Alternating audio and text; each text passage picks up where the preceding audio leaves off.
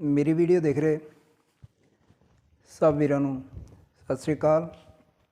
मैं सरबजीत सिंह बटाले तो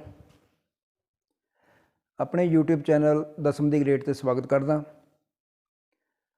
सर अज आपां गल करांगे लैफ्टिनेंट जनरल जोगिंदर सिंह ढिल्लों साहब दे बारे।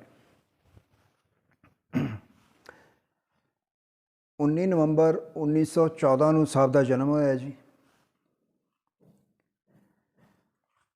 और ग्रैजुएशन करन तो बाद साहब 1936 ਦੇ ਵਿੱਚ ब्रिटिश इंडियन आर्मी ਦੇ ਵਿੱਚ ਭਰਤੀ ਹੋਏ ਨੇ।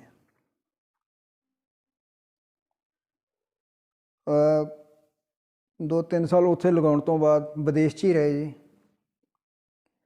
1939 ਦੇ ਵਿੱਚ ਸਾਹਿਬ ਆਏ ਨੇ रुड़की आके थॉमस इंजीनियरिंग कॉलेज तो साहब ने इंजीनियरिंग की डिग्री हासिल की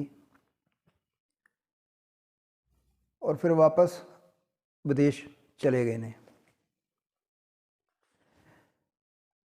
उसके बाद वर्ल्ड वार 2 शुरू हो जाती है। वर्ल्ड वार 2 जो है साहब ने बर्मा, ईरान, इराक दे विच लड़ी जी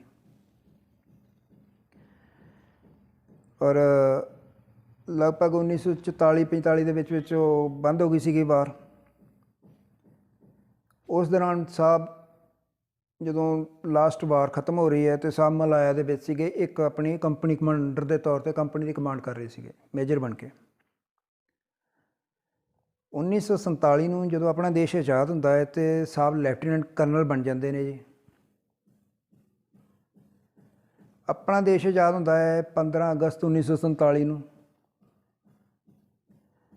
पर साहब अक्तूबर 1947 तो फरवरी 1948 तक चीफ इंजीनियर शाखा दे विच GSO बन रहे ने। ये शाखा उस टाइम ते अपने पाकिस्तान दे विच ही सीगी। साहब उत्थे रहे ने और जिन्ना भी काम सीगा आज़ादी मतलब बंटवारे तो बाद की कुछ अपना इधर माल सुभाव रह गया, कुछ जो भी वंड वंडाई का काम सीगा सारा साहब ने अपने हथीं आप किया। असली नौकरी तो फिर उसके बाद शुरू होती है जी साहब की।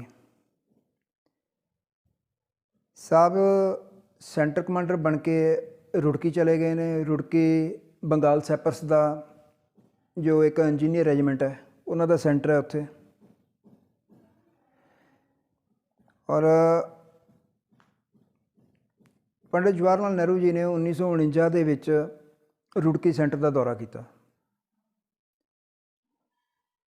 और वो जोगिंदर सिंह साहब ਨੂੰ ਮਿਲ ਕੇ ਉਹਨਾਂ ਤੋਂ ਇੰਨੇ ਪ੍ਰਭਾਵਿਤ ਹੋਏ ਕਿ ਉਹਨਾਂ ਨੂੰ 1950 ਦੇ ਵਿੱਚ ਆਪਣੀ ਜਿਹੜੀ ਪਹਿਲੀ ਗਣਤੰਤਰ ਦਿਵਸ ਦੀ ਪਰੇਡ ਹੋਣੀ ਸੀਗੀ ਉਹਦੀ ਕਮਾਂਡ ਕਰਨ ਲਈ ਸਾਹਿਬ ਨੂੰ ਇਨਵਾਈਟ ਕੀਤਾ। पर कमांड तो पहला 6 दसंबर 1949 साहब ब्रिगेडियर बन गए ने और एक ब्रिगेड की कमांड संभाली। एक ब्रिगेड की कमांड कर रहे थे साहब नूं, नाल ही दूसरे ब्रिगेड का चार्ज भी दिता गया। तुसीं ये देख लो कि उस अफसर का की दिमाग होएगा, कितना तेज़ दिमाग होएगा जिन्हों 2 ब्रिगेडों की कमांड इक्को टाइम करने का मौका मिले। क्योंकि ब्रिगेड तो एक नहीं संभिया जाता, 3 यूनिटां होंदियां ने एक ब्रिगेड दे विच ते एक यूनिट च कम से कम 1000 बंदा, मतलब 3000 बंदा तो एक ब्रिगेड दे विच हो गया ते 3 ही दूसरे दे विच हो गया। 6000 बंदे की कमांड करनी औखा काम है जी। 1950 ਦੇ ਵਿੱਚ साहब मेजर जनरल बनने तो पहला अंपीरियल कॉलेज लंडन गए ने जी अपना हायर कमांड कोर्स करने लई।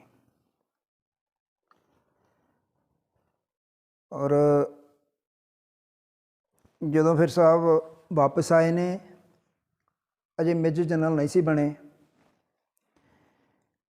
ते उस तो पहला एक आर्मी हैडकुआटर दे विच तकनीकी अफसर तकनीकी विकास अफसर निर्देशक के रूप दे विच और नाल ही एक चार्ज होर लिया हथियार ते उपकरणों के महकमे के निर्देशक। मतलब ਇੱਥੇ ਵੀ 2 ਡਿਊਟੀਆਂ। ਉਹਦੇ ਬਾਅਦ ਸਾਹਿਬ ਮੇਜਰ ਜਨਰਲ ਬਣੇ ਨੇ। ਮੇਜਰ ਜਨਰਲ ਬਣ ਕੇ ਸਾਹਿਬ ਨੇ ਇੱਕ ਡਿਵੀਜ਼ਨ ਦੀ ਕਮਾਂਡ ਕੀਤੀ ਹੈ, ਡਿਵ ਦੀ ਕਮਾਂਡ ਕੀਤੀ ਹੈ ਜੀ। 17 ਜਨਵਰੀ 1964 ਨੂੰ ਸਾਹਿਬ ਲੈਫਟੀਨੈਂਟ ਜਨਰਲ ਬਣੇ ਨੇ ਔਰ 11 ਕੋਰ ਦੀ ਕਮਾਂਡ ਸੰਭਾਲੀ। 11 ਕੋਰ ਦਾ ਏਰੀਆ ਉਸ ਟਾਈਮ ਪੰਜਾਬ ਏਰੀਆ ਸੀਗਾ ਔਰ ਜਿਹੜੀ ਕੋਰ ਹੈ, ਕੋਰ ਦਾ ਕੰਮ ਹੁੰਦਾ ਹੈ ਕਿ ਲੜਾਈ ਦੀ ਰੂਪ ਰੇਖਾ ਤਿਆਰ ਕਰਨੀ, ਜਵਾਨਾਂ ਨੂੰ ਸਹੀ ਇਕੁਇਪਮੈਂਟ ਦੇਣਾ, ਉਹਨਾਂ ਦੇ ਰਾਸ਼ਨ ਪਾਣੀ ਦਾ ਖਿਆਲ ਰੱਖਣਾ। ਔਰ ਇਹ ਜ਼ਿੰਮੇਵਾਰੀ ਸਾਹਿਬ ਨੇ ਇੰਨੇ ਵਧੀਆ ਤਰੀਕੇ ਨਾਲ ਨਿਭਾਈ ਕਿ ਇਹ ਲੜਾਈ ਆਪਾਂ ਜਿੱਤੀ, ਖਾਸ ਕਰ ਖੇਮਕਰਨ ਬਾਰਡਰ ਤੋਂ। ਇਸੇ ਦੌਰਾਨ ਦੁਸ਼ਮਣ ਨੇ ਬਾਰ-ਬਾਰ ਹਮਲਾ ਕੀਤਾ ਔਰ ਬਾਰ-ਬਾਰ ਸਹੀ ਗੇਮ ਪਲਾਨ ਤਿਆਰ ਕਰਨ ਦੇ ਨਾਲ ਉਹਨਾਂ ਦੇ ਅਟੈਕ ਰੋਕੇ ਗਏ ਔਰ ਇਹ ਲੜਾਈ ਨੂੰ ਜਿੱਤਣ ਦੇ ਲਈ ਸਾਹਿਬ ਨੂੰ ਪਦਮ ਵਿਭੂਸ਼ਣ ਸਨਮਾਨ ਨਾਲ ਵੀ ਸਨਮਾਨਿਤ ਕੀਤਾ ਗਿਆ ਜੀ। ਇਹ ਸਾਹਿਬ ਨੂੰ ਮਿਲਿਆ 1966 ਦੇ ਵਿੱਚ ਪਦਮ ਵਿਭੂਸ਼ਣ। ਇਸ ਟਾਈਮ ਦੇ ਉੱਤੇ ਇੰਡੀਆ ਦੀ ਸੰਭਾਵਿਤ ਹਾਰ ਹੋ ਸਕਦੀ ਸੀਗੀ, ਪਰ ਕੁਸ਼ਲ ਰਣਨੀਤੀ ਕਾਰਨ, ਕੁਸ਼ਲ ਕਮਾਂਡ ਕਰਨ ਦੇ ਕਾਰਨ ਇੱਕ ਲੜਾਈ ਆਪਾਂ ਨੇ ਜਿੱਤੀ। ਇੱਕ ਇੰਡੀਆ ਐਕਸਪ੍ਰੈਸ ਅਖਬਾਰ ਦਾ ਪੱਤਰਕਾਰ ਉਸ ਟਾਈਮ ਸਾਹਿਬ ਦੇ ਨਾਲ ਸੀਗਾ। ਉਸਨੇ ਸਾਹਿਬ ਲਈ ਲਿਖਿਆ ਕਿ ਮੈਨੂੰ ਸਾਹਿਬ ਨਾਲ ਰਹਿਣ ਦੇ ਲਈ ਮੌਕਾ ਮਿਲਿਆ। ਉਸ ਟਾਈਮ ਮੈਂ ਦੇਖਿਆ ਕਿ ਇੱਕ ਜਵਾਨ ਤੋਂ ਲੈ ਕੇ ਡਿਵੀਜ਼ਨ ਕਮਾਂਡਰ ਤੱਕ ਜਵਾਨਾਂ ਦੀਆਂ ਭਾਵਨਾਵਾਂ ਜੋ ਨੇ ਉਹ ਕੋਰ ਕਮਾਂਡਰ ਦੇ ਨਾਲ ਕਿਸ ਤਰ੍ਹਾਂ ਜੁੜੀਆਂ ਹੋਈਆਂ ਹੁੰਦੀਆਂ ਨੇ। ਮਤਲਬ ਕਿ ਉਹਨਾਂ ਦੀਆਂ ਆਪਣੀਆਂ